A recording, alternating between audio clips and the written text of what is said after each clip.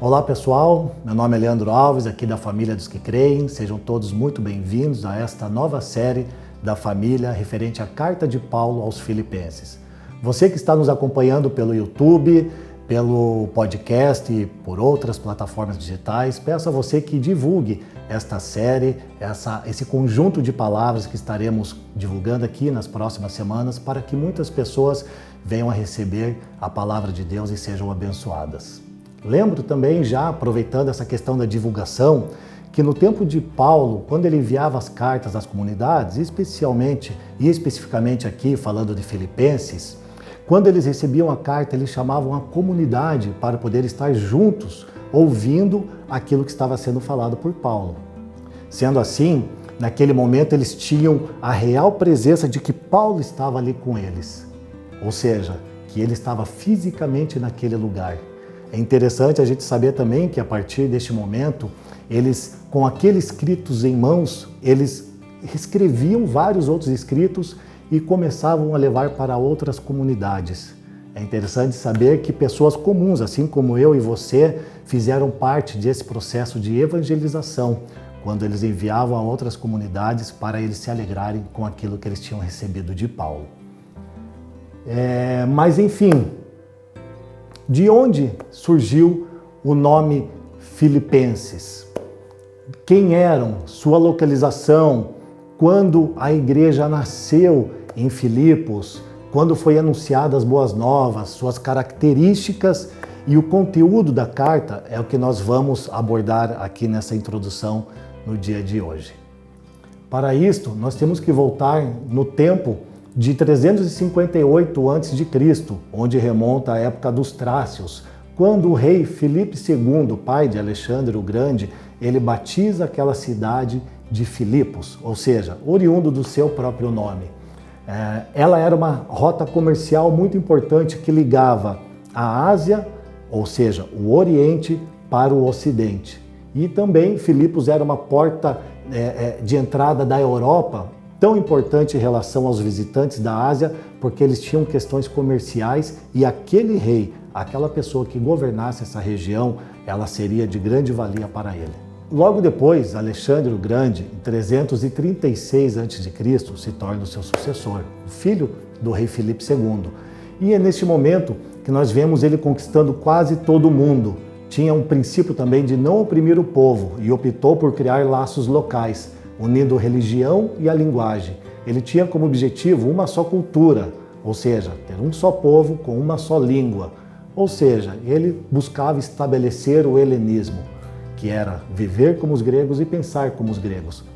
Para se ter ideia da importância da língua grega, que era parecida com o inglês dos dias de hoje, este foi o período em torno do século III e o século I a.C., que foi traduzido o Antigo Testamento do hebraico para o grego, que nós conhecemos como Septuaginta. Vemos então até os dias de hoje que o quão importante é no original grego para nossos estudos das Escrituras, para nós conhecermos a originalidade de algumas palavras. Bem, logo depois passamos ao domínio romano, em torno de 108 anos antes de Cristo, onde Filipos passa a ser uma colônia de Roma. Em 42 a.C. foi o palco da Batalha dos Filipos, travada por Marco Antônio e Otávio contra a Bruto e Cássio, o qual foram os assassinos de Júlio César. Os veteranos dessa batalha se instalaram na cidade de Filipos e ela acabou se tornando colônia, como eu havia falado agora há pouco. Isso está no livro de Atos, capítulo 16, verso 21. Ou seja, o que é uma colônia?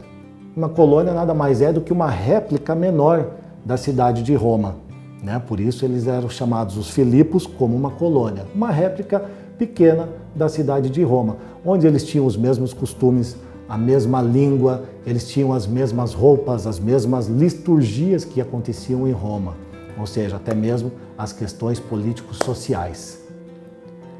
Bem, agora entramos mais para dentro das Escrituras, onde nós vemos a segunda viagem missionária de Paulo. Mas antes é bom lembrar que neste momento, Atos 16, um pouquinho antes, Paulo se separa de Barnabé, onde Barnabé pega Marcos indo para a cidade de Chipre, e Paulo ele se desloca juntamente com Silas para a cidade de Listra, onde ele encontra Timóteo, seu discípulo, e depois eles continuam a seguir viagem até chegar em Filipos. Gostaria que você acompanhasse comigo nesse mapa para nós vermos como se discorreu e eles chegaram até a cidade de Filipos. Atos capítulo 16, versículo 6.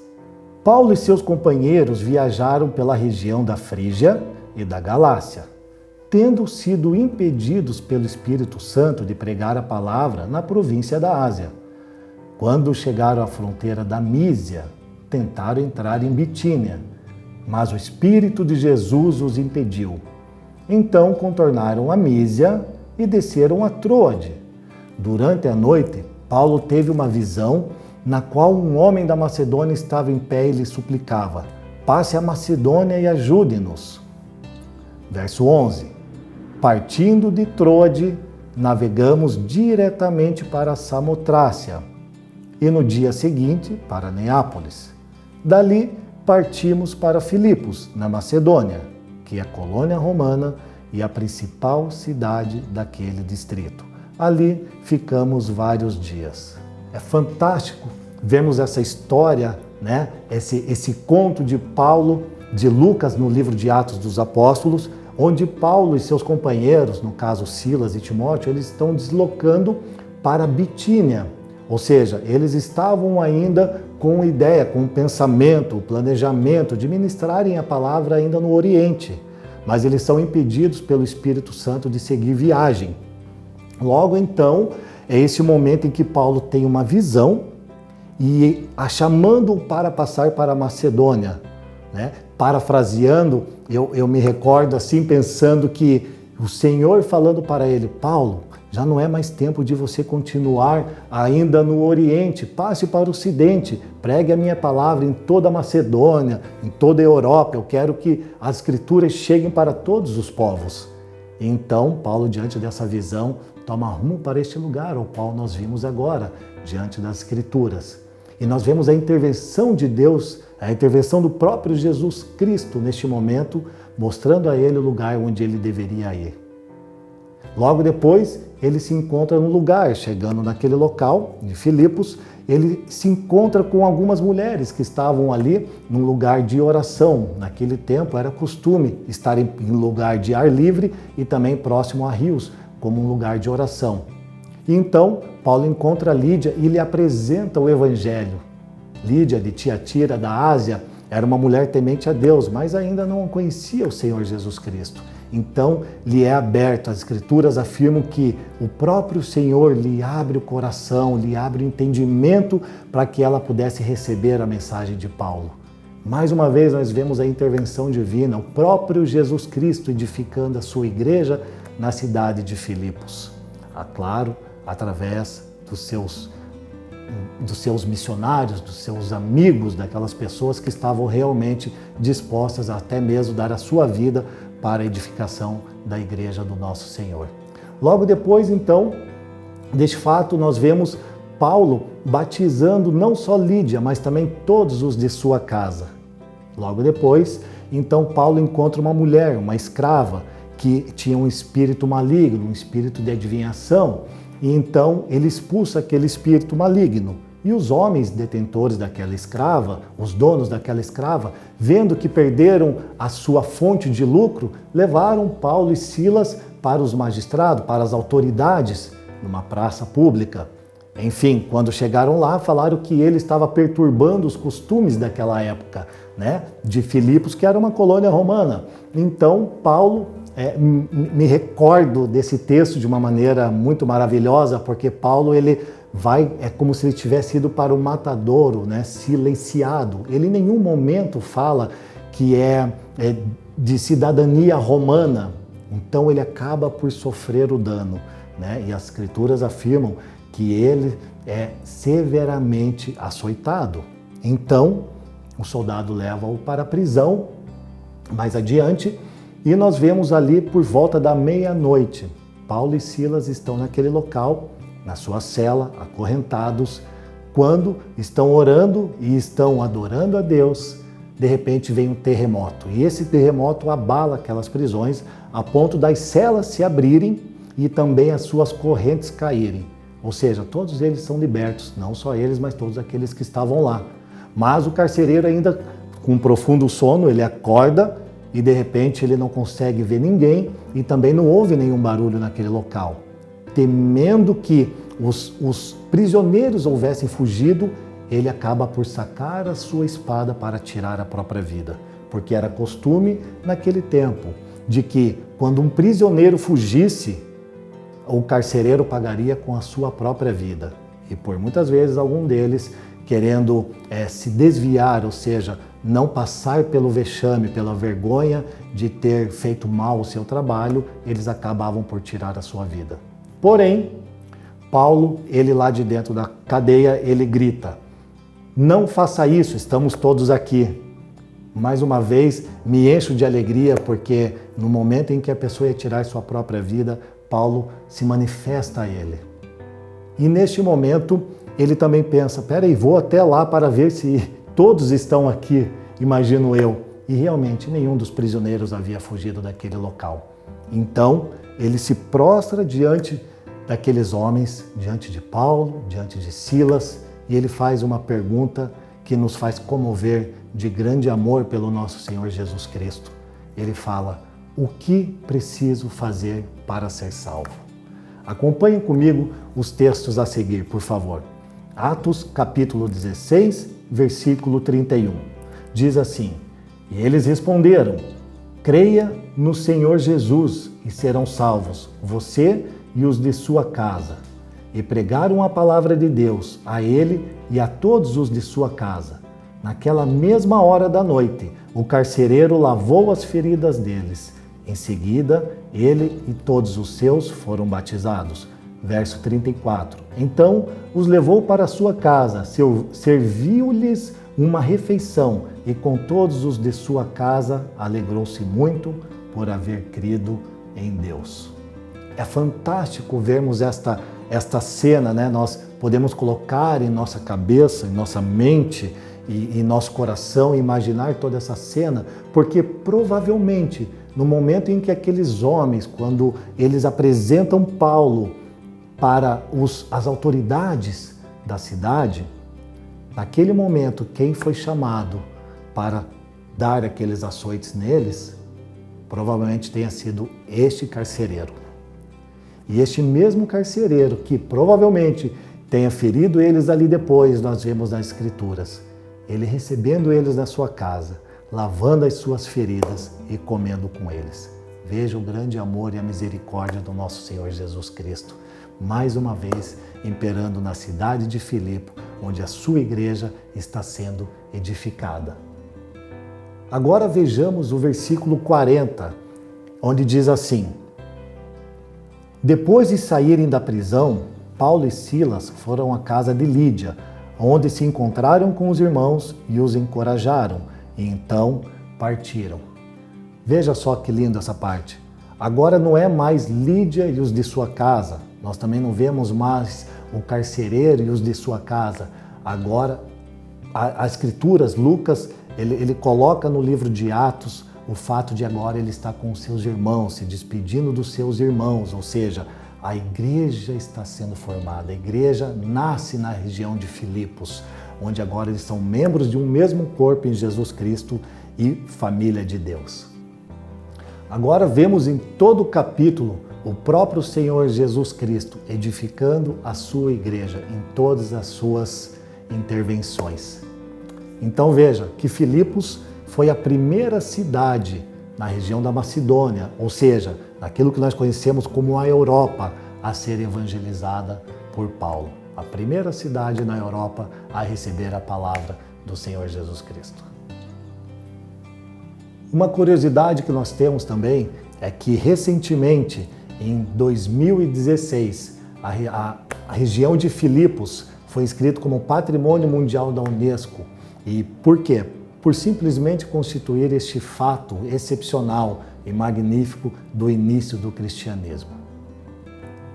Agora, algumas características que nós vemos na carta de Paulo aos Filipenses. Vamos adentrar mais a carta de Filipenses agora. Primeiro, que o fato da cidade de Filipos ser uma colônia romana, talvez ela justifique o porquê havia muito poucos judeus naquele lugar, ao fato de não haver uma sinagoga. Também o livro de Filipenses é um livro onde Paulo, em nenhum momento, ele cita o Antigo Testamento. Ela também é uma carta missionária de agradecimentos aos filipenses, onde ele mostra o progredir da sua obra, ou seja, ele está realmente atestando que o Evangelho está progredindo por toda parte. E também apresenta uma forma notável de um viver cristão através da sua vida, né? O livro de Filipenses vai nos mostrar a humildade, vai nos mostrar a seriedade com que Paulo ele tem com os filipenses, dos seus cuidados. Ele mostra também a sua falta, a sua ausência de ansiedade diante das situações mais adversas, e também ele mostra o seu amor para com os filipenses. Pois bem, então o que nós aprenderemos nesta carta? Para nós podermos ir para o final. Que esta carta, primeiramente, ela é profundamente íntima. Essa é a carta de Paulo, onde ele escreve com um grande amor, com um grande zelo que ele tem pelos filipenses. Ela revela os seus entranháveis afetos, ela revela a sua comunhão que ele tinha com os filipenses e o seu amor. Isso nós podemos ver no verso 1 do capítulo 4, onde ele diz o seguinte: portanto, meus irmãos, a quem amo e de quem tenho saudades, vocês são a minha alegria e minha coroa. Permaneçam assim firmes no Senhor, ó amados. Esta também é uma carta que provoca alegria, porque Paulo, mesmo em meio a tantas dificuldades que ele havia passado e também estava passando no momento em que escrevia essa carta, ele sempre está jubiloso, ele sempre está alegre, e em todo momento ele fala nessa carta de uma alegria imensa. Tanto que em torno de 16 vezes das suas variadas formas é apresentada a palavra alegria no livro de Filipenses. Mas o que a gente pode pegar para nós, a respeito dessa alegria, da maneira como ele vivia, é que nós precisamos receber essa alegria do Senhor. Nós precisamos realmente receber uma graça espiritual sobre nós referente à alegria, porque nós passamos muitas vezes por tempos difíceis e é fácil para nós realmente nos entristecermos conosco mesmo e com as situações ao nosso redor. Por isso que o Senhor possa nos dar essa graça espiritual, que é uma alegria sobremaneira, que mesmo em situações difíceis a gente possa prosperar em alegria.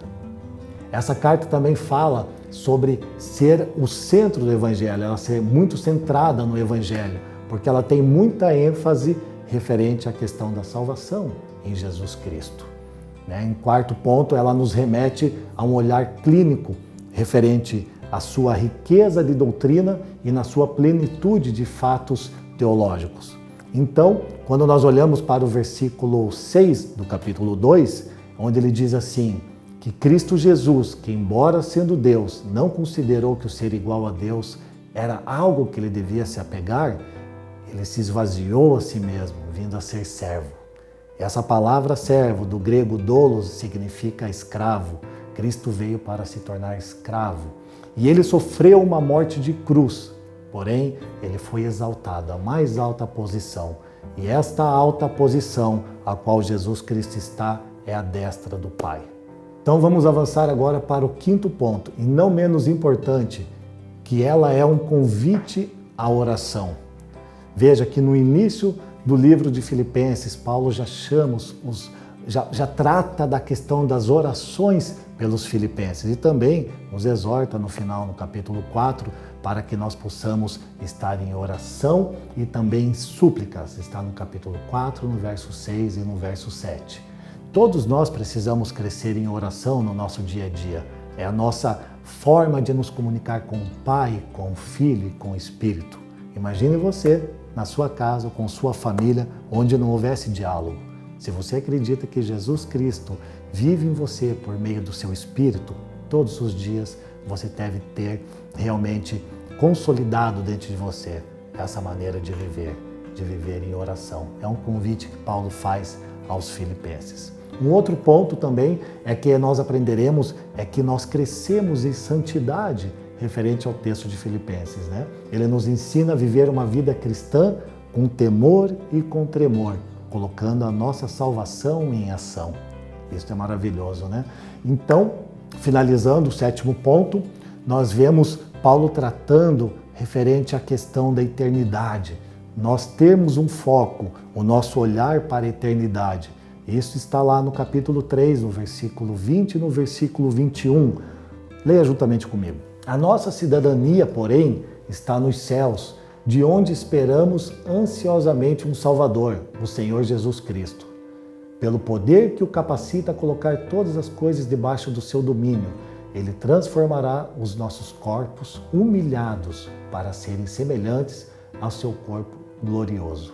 Que maravilhoso! Nós temos uma cidadania e não é desta terra, ela está nos céus. E os nossos corpos que estão sendo humilhados, estão sendo realmente exprimidos neste lugar, neste momento, serão transformados e serão gloriosos como o corpo do nosso Senhor Jesus Cristo. Me lembro do texto de 1 Coríntios, no capítulo 15, onde Paulo traz o exemplo de que a morte será vencida e ela será transformada em imortalidade, onde um corpo corruptível se tornará um corpo incorruptível. Mas então o que Paulo está falando aqui? Tenham um olhar para a eternidade, vejam Jesus Cristo como a sua esperança eterna, olhem para Ele e não olhem para os problemas que estão te rodeando nos dias de hoje, porque isso nada é, né, diante daquilo que viveremos na eternidade com Jesus Cristo. Por isso, nós precisamos ter uma cosmovisão bíblica coerente e bem definida acerca da nossa esperança, acerca da nossa salvação, acerca da eternidade, para que nós não venhamos a temer aquilo que pode ser feito conosco e passarmos por aflições nesses dias. Parece que Paulo está escrevendo, dentro desses 7 pontos em que falamos aqui, de uma prisão? Obviamente não, né? Não parece, devido à sua alegria, devido à sua forma de se expressar ser tão contagiante. Ainda que alguns estudos relatem que ele estava em Cesareia ou em Éfeso e outra vertente também que ele estava preso em Roma, e eu acredito que ele estava em Roma particularmente, né, pelos textos de Atos no capítulo 28, 16, 30 e 31, falam um pouco sobre isso. Paulo estava numa prisão domiciliar, ele estava na sua própria casa, porém, ele ficou durante 2 anos preso neste lugar. E provavelmente ele estava acorrentado juntamente com um soldado. Então você imagine a situação de Paulo vivendo uma quarentena de 2 anos naquele tempo. Apesar de tudo isso, ele ainda estava livre para poder pregar a palavra. Pessoas iam até a sua casa e ele podia realmente exercer aquilo que era a sua vocação, de anunciar a palavra do nosso Senhor para todos aqueles que lá estavam. Então, veja só, a gente colocando a vida de Paulo num local, num lugar onde nós estamos hoje, né? Como nós estamos vivendo também uma situação difícil de quarentena. Mas quando nós olhamos para Paulo, nós vemos a sua alegria, nós vemos o seu ser contagiante, aquilo que era a sua visão de futuro, sabendo que a sua cidadania era dos céus e não aqui da terra, o seu olhar para a eternidade, a sua esperança em Cristo Jesus, a salvação, pessoas que precisavam realmente receber o Evangelho, ele tomava como por maior interesse a vida dos outros do que a sua própria. Que nós possamos aprender com Paulo realmente essas virtudes e possamos receber também do alto, da graça do nosso Senhor Jesus Cristo, esta alegria, que é o foco principal de Paulo nesta carta, e a gente possa também tomar essas atitudes daqui para frente, mesmo diante de situações difíceis. Desejo também encorajá-los para que vocês permaneçam unidos, assim como nós somos unidos no corpo de Cristo Jesus. Porque, apesar desses dias difíceis, nós precisamos realmente encorajar uns aos outros, estarmos orando uns com os outros e pelos outros também. Obviamente com os cuidados básicos, com higiene e sem aglomeração, mas nós podemos realmente fortalecer uns aos outros. Lembra você que no texto de Atos, no capítulo 2, no versículo 42, fala que eles perseveravam unânimes na doutrina dos apóstolos, na comunhão, no partir do pão e nas orações. E a igreja, ela estava sendo perseguida em todo momento. Portanto, eu acredito que a gente pode fazer sim, isso de maneira singela, de uma maneira simples, sem aglomeração, mas podemos fortalecer os nossos laços uns com os outros. Esta é a maneira de nós termos entranháveis afetos. No momento de dificuldade, no momento de tristeza, que nós possamos realmente chorar com os que choram, mas também que nós possamos nos alegrar com os que se alegram. Essas são as virtudes que nós queremos ter e que nós pedimos ao Pai que está nos céus para que venha sobre a nossa vida. Quero orar por você agora e também pela minha vida.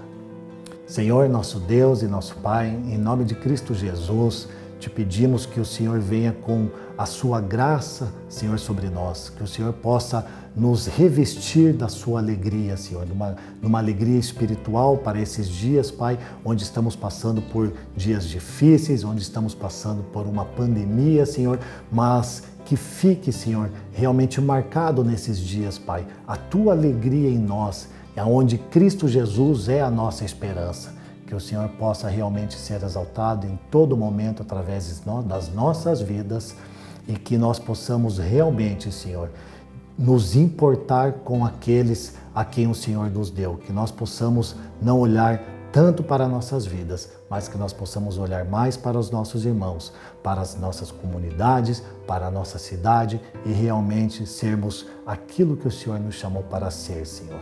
Aqueles que são chamados segundo a sua boa vontade para levar a palavra da salvação, a palavra que Jesus Cristo reina absoluto e soberano para todo sempre, para todos aqueles que creem no seu santo nome.